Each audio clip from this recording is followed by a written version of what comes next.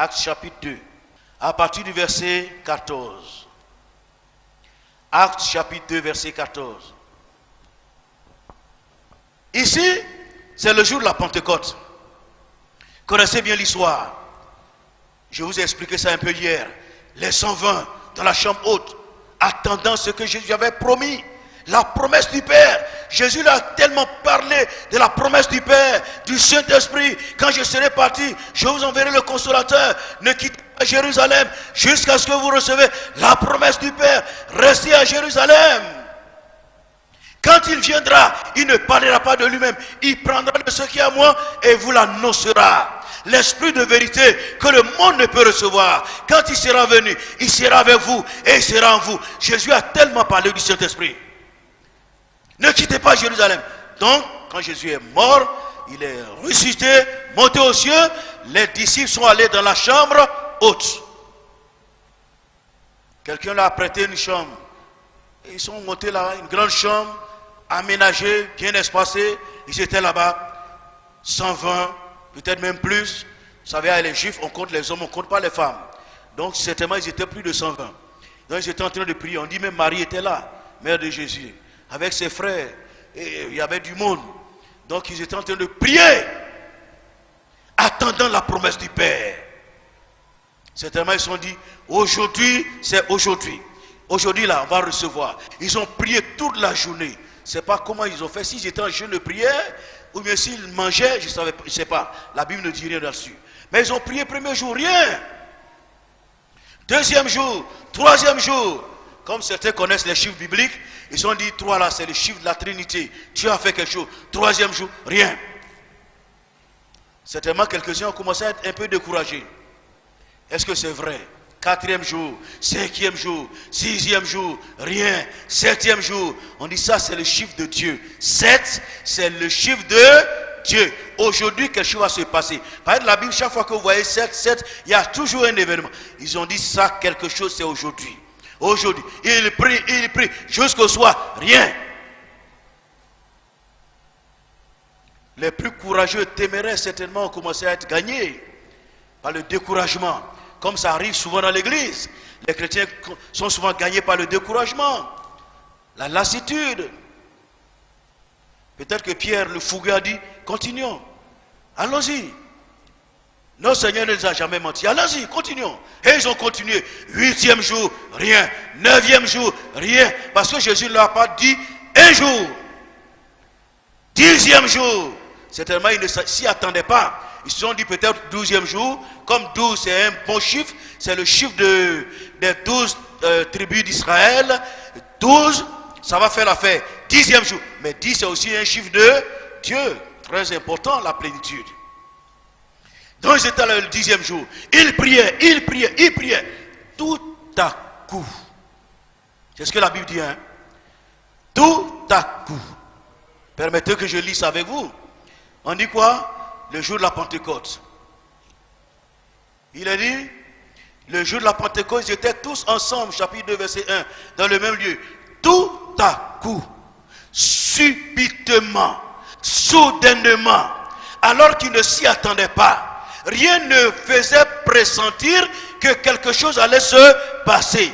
Tout à coup, il vint du ciel un bruit comme celui d'un vent impétueux. Un vent impétueux. Je vous ai dit hier, le vent est un des symboles du Saint-Esprit. Et le vent est puissant. Le vent peut déplacer des choses extraordinaires.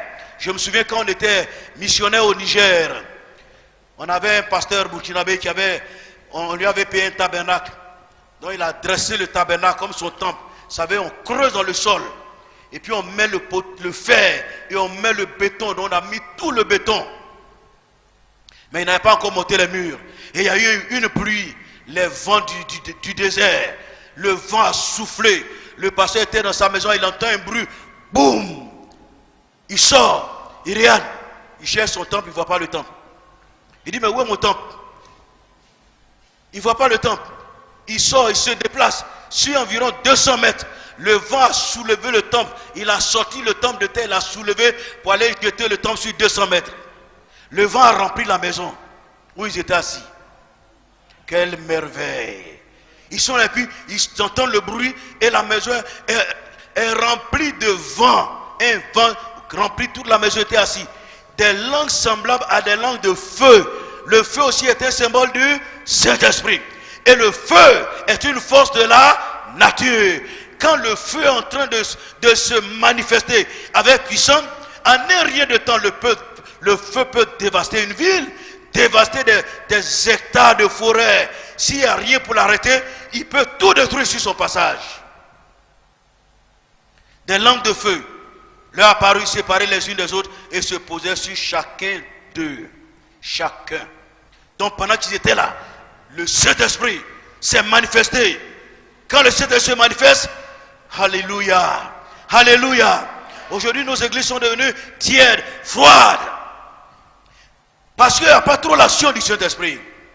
Je me souviens d'une histoire que j'ai entendue. Il y avait un jeune désœuvré. Bon, il n'avait pas les moyens. Vraiment, il était dépendant. Il n'avait pas l'argent pour manger, pour vivre. Il était très mal habillé.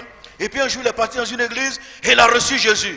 Et le Saint-Esprit l'a visité. La puissance de Dieu a bouleversé sa vie. Alléluia. Donc il est entré dans l'église. Quand les gens prêchent ou bien on chante, il est tellement heureux. Il se lève et dit alléluia, alléluia. Les gens, ils étaient tous froids. Donc quand ils entendent les choses, alléluia, les gens le regardent. Les gens sont étonnés. Il y a un qui est parti, le voit et dit petit, il ne faut pas trop crier alléluia. Il faut te taire, tu gardes le calme. Si tu gardes le calme, après on va t'acheter de beaux habits, on va te donner de l'argent, de la bonne nourriture. Tu as compris? Il dit oui, j'ai compris. Les gens chantent les louanges de Jésus, mais dans son cœur il sent la prière de Dieu. Il est là, il ne peut pas répondre. Il dit vêtements, pas vêtements, nourriture, pas nourriture. Alléluia. Quand le Saint-Esprit est dans une vie, les choses changent. Il y a un bouleversement. Alléluia. La gloire de Dieu vient sur nous comme une locomotive qui marche avec la puissance du feu. Le jour de la Pentecôte, l'Esprit est descendu. Il y a eu un vent impétueux. Ils ont été remplis de l'Esprit de Dieu et ils ont commencé à parler des langues qu'ils n'avaient jamais apprises, ils n'avaient jamais étudiées. La langue des Perses, des Mèdes, des Parthes, des gens du Pont, de la Galatie, toutes sortes de langues. Oh, c'était un jour de fête. Et les Juifs étaient venus, comme les Juifs étaient dispersés dans le monde, ils étaient venus de partout. Comme ils avaient duré dans d'autres contrées, ils avaient appris leur langue. Donc ils viennent et ils entendent des gens parler dans ces langues-là. Et ils reconnaissent que ces Juifs sont des Galiléens. Des gens incultes qui n'étaient même pas éduqués et qui parlent des langues. Ils parlent leur langue. Et ils étaient étonnés. Les gens les regardent. Ils se rendent compte qu'il y a quelque chose de sérieux. Il y en a qui savent qu'il y a quelque chose de sérieux. Mais il y en a qui disent, oh, vous savez, dans une foule, il y a toujours des bons grains et des mauvais grains. Les mauvais grains les ont regardés, laissez-les. Vous voyez ces gens-là, ils sont ivres. J'ai dit une chose. Souvent quand je prie pour les gens, il y a des manifestations démoniaques. Il y a des gens qui tombent parce que les démons les agitent. Mais des gens ils peuvent tomber sous l'action de l'esprit. Vous les voyez, vous avez l'impression que c'est un démon. Quelquefois, ils voient les gens viennent les soulever. Ils disent non, laissez-les. Ce n'est pas démon. Ils étaient tellement remplis de l'esprit qu'ils ressemblaient à des ivrognes. Les gens disent laissez-les, c'est des ivrognes. Ils titubaient comme ça.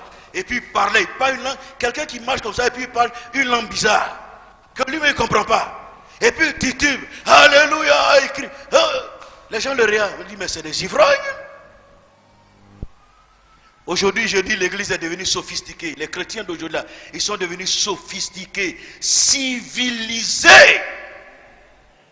Tellement civilisés qu'ils bloquent même le Saint-Esprit. Ne me touche pas. Non.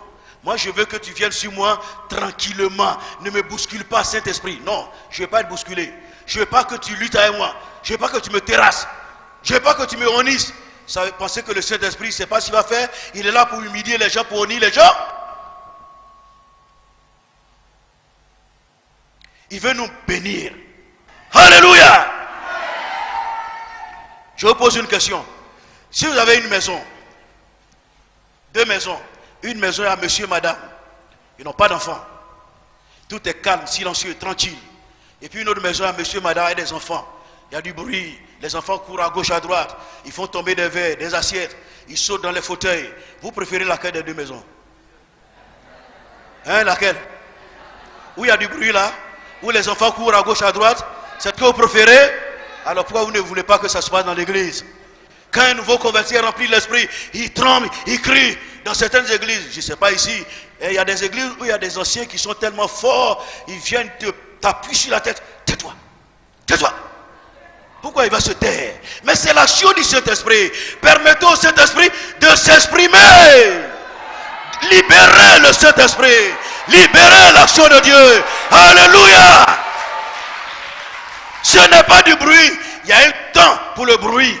Il y a un temps pour le bruit. Ce bruit que Dieu a créé. Ce bruit que Dieu aime.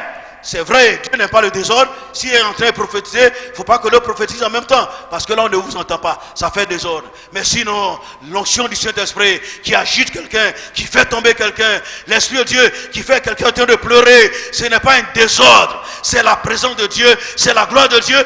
Et nous aimons ça. Alléluia. Le Saint-Esprit est descendu. La gloire de Dieu. Dont les gens titubaient, les gens parlaient en langue, ça faisait un peu désordre. On dit ils sont ivres, ils sont pleins de vin doux. Alors le Saint-Esprit dit à Pierre, lève-toi, va rectifier. Va rectifier que c'est de l'ivresse, mais c'est une bonne sorte d'ivresse. L'apôtre Paul dit, ne vous enivrez pas de vin. Soyez remplis du Saint-Esprit. Soyez ivres du Saint-Esprit. L'ivresse du Saint-Esprit est biblique. Gloire à Dieu. Alors Pierre se lève et il dit, homme frère, homme juif, vous tous qui séjournez à Jérusalem, écoutez ma voix, hein, j'ai quelque chose de très important à vous dire. Ces hommes que vous voyez là, ils ne sont pas ivres. Hein? Ils sont lucides. Ils sont lucides, logiques, raisonnables. Mais ce que vous voyez là, c'est la promesse que Dieu a faite au peuple juif par la bouche du prophète Joël. Dieu a dit par la bouche de Joël, dans les derniers jours, je répandrai de mon esprit sur toute chair. Vos fils et vos filles prophétiseront. Vos jeunes gens auront des visions et vos vieillards des songes. Oui, sur mes serviteurs et mes servantes, en ce jour-là, je répandrai de mon esprit et ils prophétiseront. Je ferai paraître des prodiges en haut dans le ciel et des miracles ici-bas sur la terre. Ce que vous voyez là, ce n'est pas de l'ivresse, c'est l'action de Dieu. C'est l'accomplissement de la prophétie de Joël. Quand il a dit ça, ceux qui étaient vraiment consciencieux ont eu le cœur vivement touché. Ils ont dit, ça c'est vrai. Hommes frères, que ferons-nous? Alors Pierre va les guider. Si vous lisez la suite du message, vous allez voir comment Pierre va les guider. Mais ce dont je vais parler aujourd'hui, c'est je répandrai de mon esprit sur toute chair. Pierre dira plus tard, repentez-vous et vous recevrez le don du Saint-Esprit, car la promesse est pour vous, pour vos enfants et pour ceux qui sont au loin, jusqu'à Koumassi, en aussi grand nombre que le Seigneur notre Dieu les appellera. En aussi grand nombre que notre Dieu les appellera. Et c'est ce nombre qui est là ce soir. Dieu vous a appelé, vous êtes venus. Dieu ne fait pas d'économie du Saint-Esprit. Je vais vous dire une chose. Il peut avoir 1 milliard de personnes. L'Esprit de Dieu peut reposer sur les 1 milliard de personnes. Ce n'est pas quelque chose qui est dans une bouteille pour dire ça finit. Ou bien dans un pot pour dire ça finit. L'Esprit de Dieu remplit l'univers. Donc il peut reposer sur 7 milliards de personnes sans que ça finisse.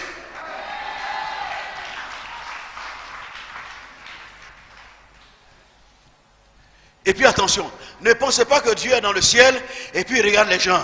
Il est tri. On a vu hier, on a dit quoi? Dieu ne fait point acception de personne. Dieu ne regarde pas les gens, il regarde. Il dit là, lui là, il est beau. Lui là, il est grand. Lui là, il est bien. Allez, tiens le Saint-Esprit. Toi, tu ne fais pas mon affaire. Non. ce que la Bible demande, la Bible dit repentez-vous. Si tu te repens, si tu mets ton cœur en ordre, quels que soient tes péchés, tu remets ton cœur en ordre, le Saint-Esprit vient et il te remplit. Alléluia. J'ai rencontré une fois un jeune. Je n'étais même pas encore pasteur. Il était chrétien et puis il a rétrogradé. Il a vécu dans le monde, il a fait plein de bêtises. Et puis il est revenu à l'église. Quand il est revenu, il était découragé. Il dit, est-ce que Dieu peut m'accepter encore? Est-ce que Dieu peut me recevoir encore? On a dit, il faut te repentir seulement. Il s'est repenti et on a prié pour lui. Quand on a prié, le Saint-Esprit l'a rempli immédiatement et il a commencé à parler en langue. Lui-même, il était surpris. Il était rempli de joie. Repentez-vous. C'est la condition. Si tu te repens, Dieu va te remplir de son esprit. La promesse, c'est sur toute chair. Vos fils et vos filles. Ça veut dire sur hommes et sur femmes. Permettez-moi de m'adresser un peu aux femmes. Est-ce qu'il a dit, je répandrai mon esprit sur tous les hommes, sur tous les garçons? Vos fils et vos filles. Aujourd'hui, dans nos églises, il y a plus de femmes que d'hommes. Plus de femmes. Mais les femmes sont assises. On dit derrière un grand homme, il y a une grande femme. Elle préfère être derrière. Ce n'est pas le langage de la Bible. La Bible ne dit pas derrière un grand homme, il y a une grande femme. La Bible dit à côté d'un grand homme, il y a une grande femme. C'est à côté. Parce que Dieu a enlevé une côte pour fabriquer la femme. La femme est à côté, la femme n'est pas derrière. Arrêtez de vous mettre derrière. Soyez à côté des hommes.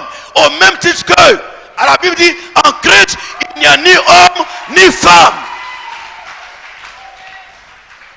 En Christ, il n'y a ni homme ni femme. Ce que l'homme est capable de faire, la femme peut le faire. Si elle est remplie du Saint-Esprit. Soyez remplis du Saint-Esprit. Et vous prophétiserez. Vous opérerez des miracles. L'Esprit de Dieu va vous utiliser. Dieu ne fait pas exception de personne. Vous vous cachez derrière vos maris. Vous pensez qu'au ciel, Dieu va vous appeler par couple? Il va nous appeler par couple? Monsieur, madame, est-ce qu'on va mourir le même jour? Dieu va appeler les couples. Et puis il va donner même récompense. Si toi tu as passé tout ton temps à ronfler, et puis ton mari a passé le temps à prier, ou bien madame a passé le temps à prier, à chercher Dieu, et puis vous allez avoir même récompense. Jamais. Il y a des gens qui sont égoïstes, même quand l'homme veut faire des dons, la femme s'oppose. Ou quand la femme veut faire des dons, des actions dans l'église, le mari s'oppose. Et puis vous allez avoir même récompense. Jamais. Chacun de nous, la Bible dit, il est réservé aux hommes de mourir une seule fois. Après quoi vient le jugement. Nous serons récompensés en fonction de nos œuvres. Arrêtez d'être derrière les hommes. Soyez à côté des hommes. La Bible dit, je répandrai mon esprit sur toute chair. Vos fils et vos filles prophétiseront.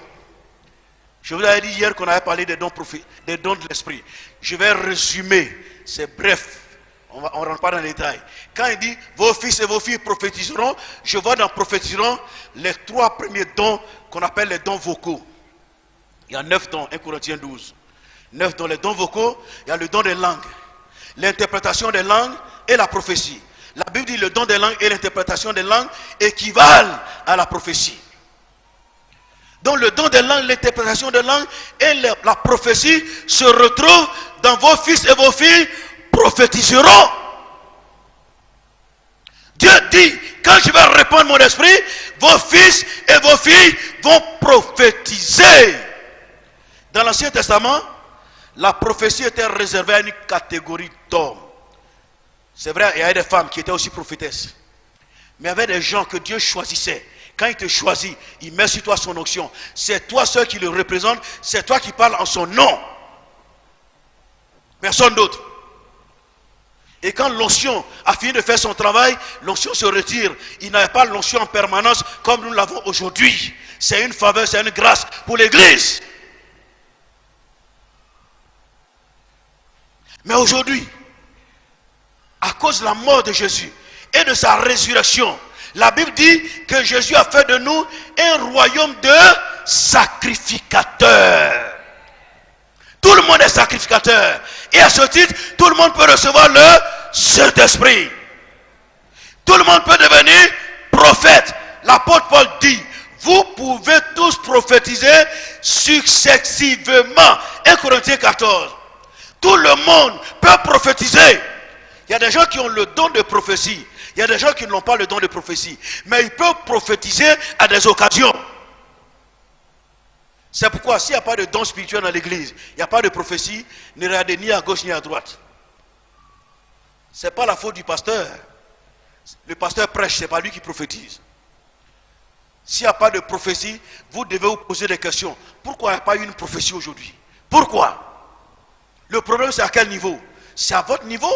C'est vous qui devez être rempli de l'Esprit de Dieu? La Bible dit que les ministères sont là. Pourquoi? Pour équiper les saints, pour le perfectionnement des saints. Comme ce que je suis en train de faire, je vous prêche la parole, pour vous perfectionner, pour vous instruire, pour vous éduquer, pour vous équiper. C'est vous qui allez prophétiser. C'est vous qui allez parler en langue. C'est vous qui allez interpréter. Au vu de ce que vous entendez, ça doit créer en vous quelque chose pour vous permettre de vous mettre au pied de Dieu, pour recevoir les oracles de Dieu et pour manifester la puissance de Dieu. Alléluia! Une église vivante doit être remplie du don de cet esprit. L'onction prophétique doit se manifester. Quand vous êtes assemblés, la Bible dit, quand quelqu'un arrive au milieu de vous et que l'église des gens prophétisent, d'abord le parler en langue est un signe pour le non-croyant. Quand un non-croyant arrive et puis il entend quelqu'un en train de parler en langue, ça lui paraît bizarre. Il est la tête, il regarde. Qu'est-ce qu'il est en train de dire? Il parle arabe ou quoi? Hein? Ça l'interpelle. Il est curieux. Donc c'est un signe. Il peut se dire, ah, il y a quelque chose de nouveau ici. Hein? Ce qu'il fait là, c'est miraculeux. C'est un signe. Maintenant, si vous prophétisez et que vous dévoilez les secrets de son cœur, la Bible va tomber sur sa face et il va reconnaître que le Seigneur est réellement au milieu de vous. On avait un homme de Dieu. Maintenant, il n'est plus. Il prêchait dans une église. Il a prêché. Il y a un Libanais, ce jour-là, on l'a emmené à l'église. Il est venu à l'église. L'homme de Dieu a commencé à prier. Il priait. Quand il priait, il a commencé à parler sa langue, l'arabe. Parler l'arabe. On lui parlait en langue. Quand il a fini, le Libanais est venu à côté de lui. Et puis il a commencé à échanger avec lui en arabe. Il dit, non, je ne connais pas l'arabe. Il dit, comment tu ne connais pas l'arabe? Mais tout à l'heure, tu as parlé en arabe. Tu m'as dit clairement en arabe que si je cherche Dieu, comme je cherche l'argent, je serai sauvé. Quand le pasteur parlait en langue, il parlait en arabe dans sa langue. Et il lui a dit, si tu cherches Dieu, comme tu cherches l'argent, tu seras sauvé. Voyez, c'est un signe. Un signe que Dieu est au milieu de son peuple. Alléluia. Permettons au Saint-Esprit d'agir au milieu de son peuple. Est-ce que vous voulez le don de prophétie ici? Vous voulez que ça se manifeste? Vous voulez le parler en langue? L'interprétation des langues? Vous voulez une église vivante? Alors préparez-vous, parce que Dieu va vous utiliser. Alléluia. Dieu dit, vos fils et vos filles prophétiseront. Vos jeunes gens auront des visions. Et vos vieillards des songes. Ça rentre la catégorie des dons de révélation. Les révélations viennent par des songes, par des visions, par intuition. Les révélations, les choses cachées que Dieu révèle. Vous savez que notre Dieu, il est omniscient. Il sait toutes choses. Tout ce qui s'est passé à 10 000 ans, ça est devant Dieu. Tout ce qui va se passer dans 2000 ans, ça est de la pomme de Dieu. Il sait toutes choses. Donc il prend de son omniscience ce qu'il sait là. Et puis il injecte ça dans ton esprit. Il injecte les choses cachées qui sont à Dieu. Il prend ça et puis il met dans ton esprit. Et puis tu es là, un coup, tu vois la lumière. Soit ça peut être une vision, ou bien dans un songe, Dieu te révèle. Vous savez, Quelquefois, on a des liens, des chaînes, on a des blocages, on ne comprend pas. Ça peut être quelque chose dans le passé qui te lie dans le présent. Des actes qui ont été posés dans le passé qui peuvent te lier dans le présent. Ou bien des actes que toi-même tu as posés qui peuvent te lier. Ou bien quelqu'un qui, de façon méchante, pose un acte pour t'envoûter, pour te lier. Aujourd'hui, nos chrétiens sont tellement faibles, tellement fragiles. On va aux funérailles. Quand ils vont aux funérailles, ils reviennent. J'ai mal au dos, j'ai mal à l'épaule, j'ai mal au cou. Parce qu'un sorcier lui a donné un coup de canne sur le dos, sur l'épaule. Quand il revient, il a mal dans tout son corps. Comment se fait-il qu'un sorcier puisse te donner un coup de canne?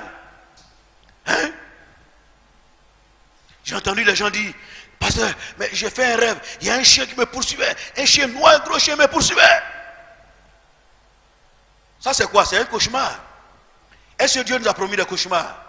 Dieu nous a promis des songes. Les songes, c'est un langage du Saint-Esprit. La Bible dit, Dieu parle tantôt d'une manière, tantôt d'une autre. Quand les fils des hommes sont plongés dans de profonds sommeils, alors Dieu leur parle.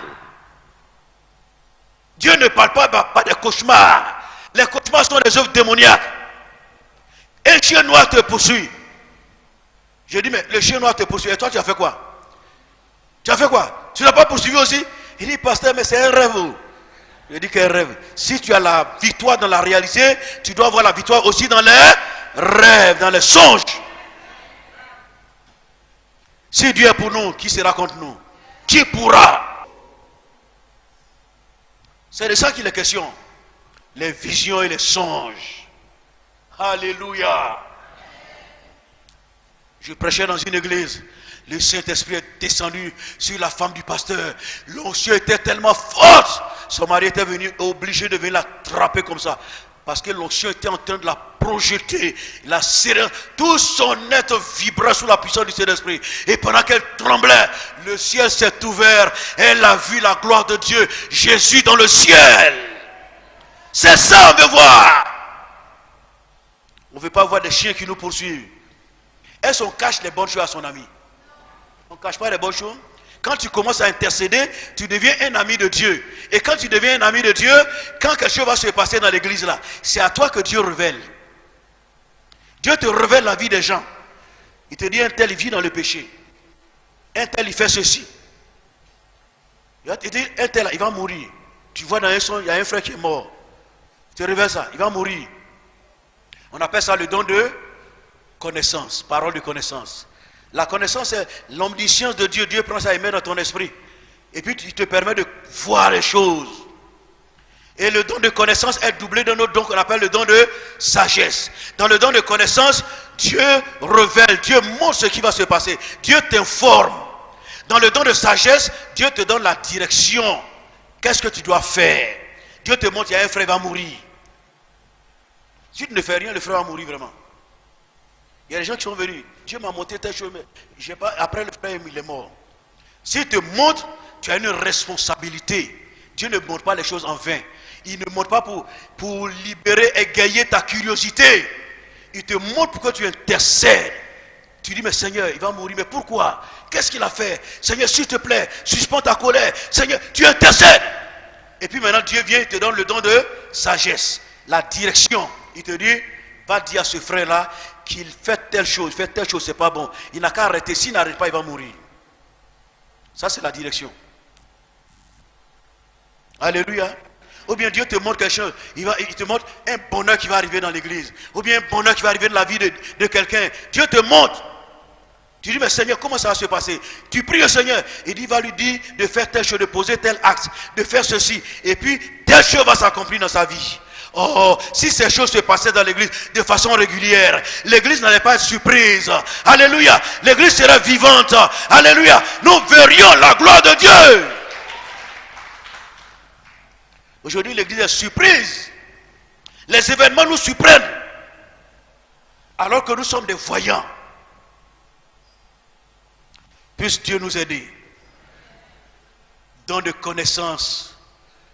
Quand il te donne la connaissance et que tu ouvres la bouche pour l'exprimer, ça devient une parole de connaissance. Quand il te donne la sagesse, que tu ouvres la bouche pour l'exprimer, ça devient une parole de sagesse. Et puis il y a le discernement des esprits. qui te permet de voir dans le monde invisible. Tu vois les esprits, les démons là, tu les vois, leurs activités. Tu vois les anges, tu vois les anges en action, tu vois leurs activités. Tu sais la différence entre les œuvres de l'esprit de Dieu et l'esprit des démons, des sorciers. Tu vois ça. Un jour j'étais là, j'ai reçu une jeune fille. Elle venait, m'a dit, pasteur, j'étais dans une église. Et puis le pasteur a prêché. Quand il a prêché, il a lancé l'appel, il a dit, demandé aux gens de venir devant. Quand les gens venaient là, j'étais là, puis un coup, mes yeux sont ouverts. Je voyais des gens qui venaient. Il y en a qui marchaient sur leurs mains. Et puis les pieds étaient en l'air. Il y en a qui viennent, ils viennent quand tu les vois, c'est les humains, mais ils ont une tête de cabri. Il y en a qui ont des têtes de mouton et des cornes. Il y en a qui ont des sabots et puis ils marchent. Et puis ils étaient dans la foule, tous ils étaient là. C'est le discernement de l'esprit. J'étais là quand elle a parlé, après elle est partie. J'ai dit, hé Seigneur, tu donnes discernement à cette petite fille. Elle va faire quoi avec discernement? Moi j'ai besoin de ça. Je gère le peuple de moi, j'ai besoin de discernement là. C'est moi qui veux ça. Tu lui donnes à petite fille là, elle va faire quoi avec ça? Elle voit des gens avec des têtes de cabri. Mais si je vois des gens avec des têtes de cabri là, je fais quoi? Je les lis de l'église.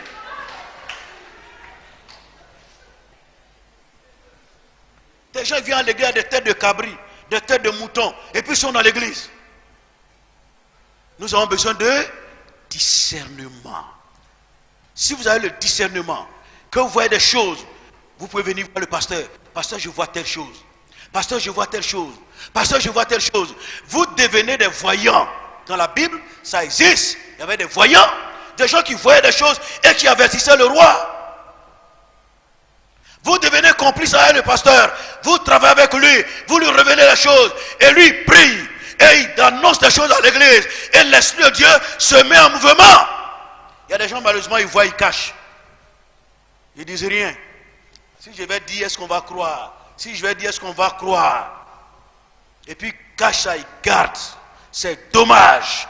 Nous devons prier que l'Esprit de Dieu se mette en action dans l'église, en mouvement dans l'église. Alléluia!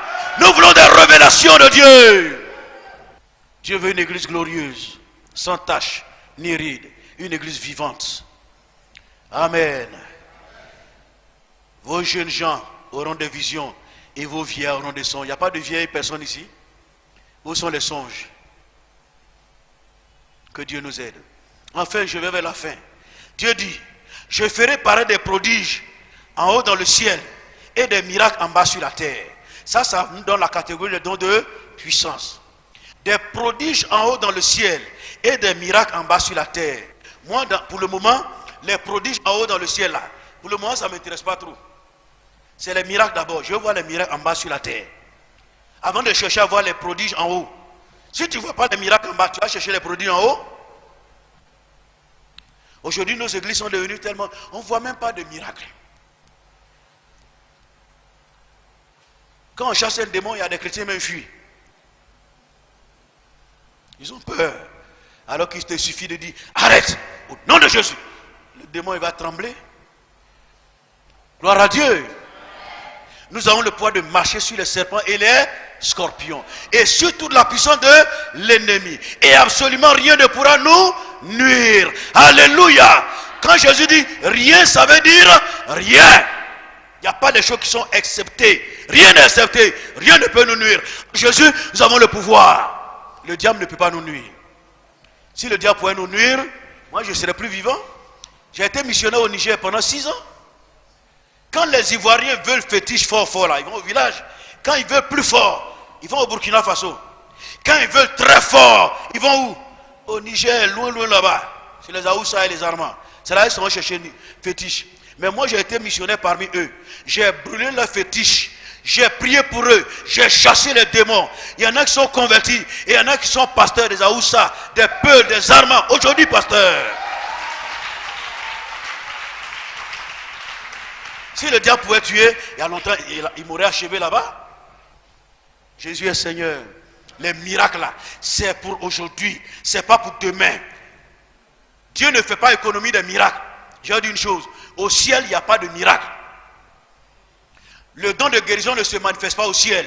Parce qu'au ciel, il n'y a pas de malade. Il n'y a pas de miracle. On n'a pas besoin de miracle au ciel. Parce qu'on va voir Dieu de nos propres yeux.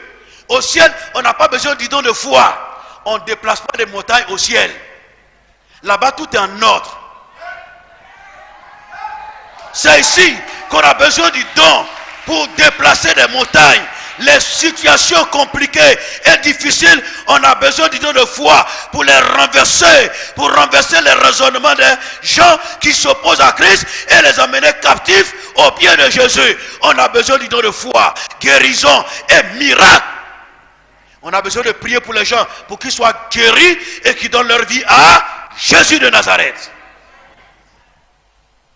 Moi, quand j'arrive dans une église, ce que je fais, c'est de galvaniser le peuple de Dieu. C'est de booster le peuple de Dieu. Pour dire, tu peux, tu as les possibilités, tu as les moyens, tout à ta disposition. Lève-toi.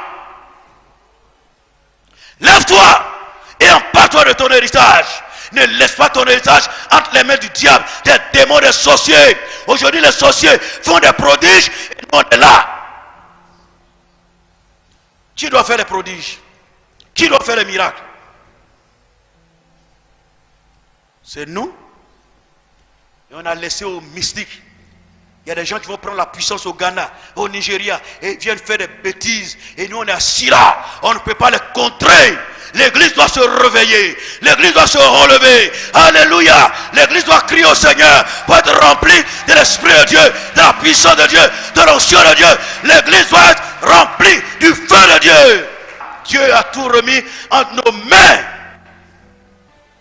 Tu as compris?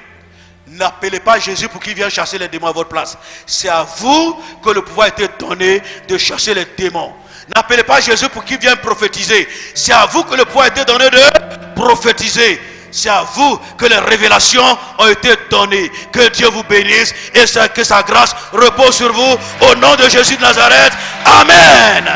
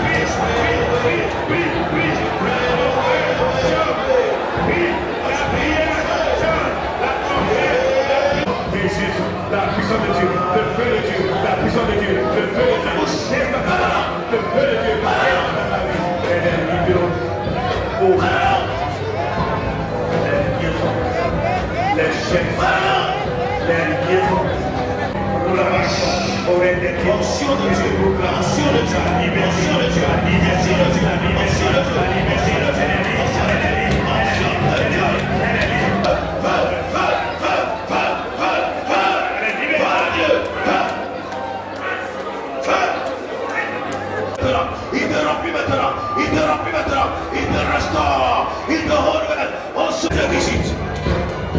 Dieu te visite. Reçois, reçois, reçois, reçois.